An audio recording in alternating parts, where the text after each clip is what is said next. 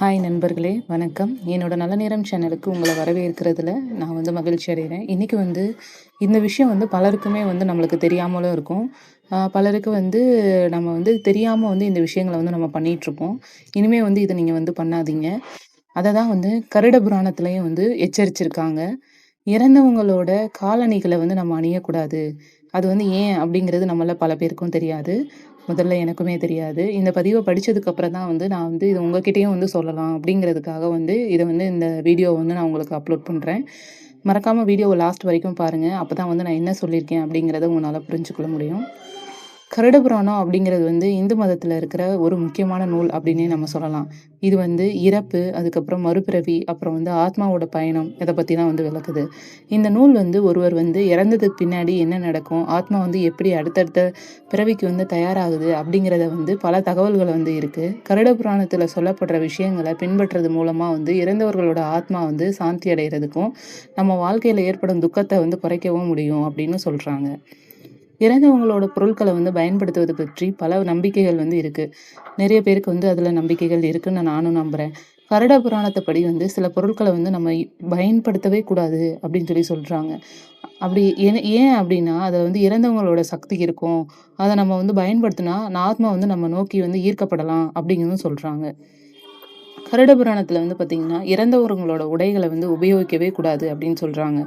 அவங்க உபயோகிக்கப்பட்ட பொருட்கள் அப்படிங்கிறதுல முதல்ல சொல்றது பார்த்தீங்க அப்படின்னா, அவங்க போட்டிருக்கிற உடைகள்னா ட்ரெஸ்ஸு.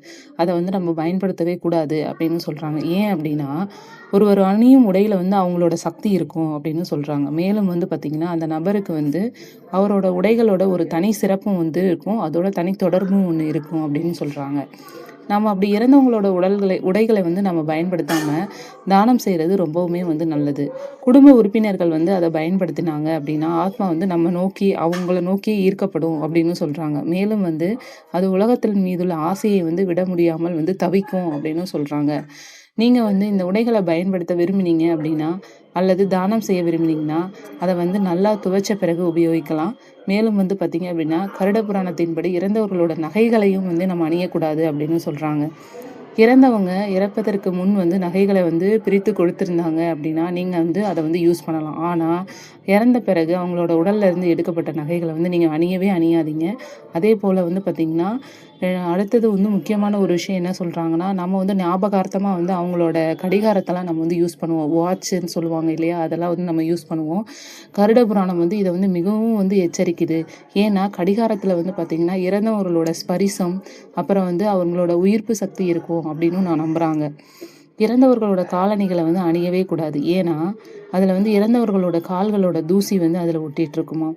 அப்படி செஞ்சீங்க அப்படின்னா, பித்ரு தோஷம் உங்களுக்கு ஏற்படும். இருப்பினும் பார்த்தீங்கன்னா, இது மக்களின் நம்பிக்கையின் அடிப்படையில மாறுபடும் அப்படின்னு சொல்றாங்க.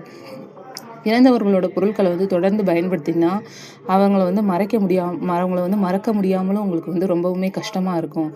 அதனால தான் இப்படி சொல்றாங்கன்னு ஒரு பதிவுல பதிவிட்டிருக்காங்க. இது நம்மள நெறைய பேர் நம்மளுக்கு ரொம்ப விருப்பமானவர்கள நம்மள மறக்க முடியாம, அவங்களோட ஞாபகமான பொருட்கள நம்ம வாழ்க்கையில தொடர்ந்து பயன்படுத்திட்டே இருப்போம். இந்த ஒரு சிறிய பதிவு மூலியமா நம்மளுக்கு ஒரு விழிப்புணர்வு கிடைச்சிருக்கும் அப்படின்னு நான் நினைக்கிறேன். ஒருவேளை நீங்க அந்த பொருட்கள பயன்படுத்திட்டு இருக்குவீங்க அப்படின்னா, ஒரு கொஞ்ச நாளைக்கு அத அதுலேருந்து தள்ளி இருந்து பாருங்க. உங்களுக்கு நல்ல பலன்கள் கிடைக்கும் அப்படின்னு நானும் நம்புறேன். இந்த பதிவு ரொம்ப பயனுள்ளதா இருக்கும்னு நான் நம்புறேன்.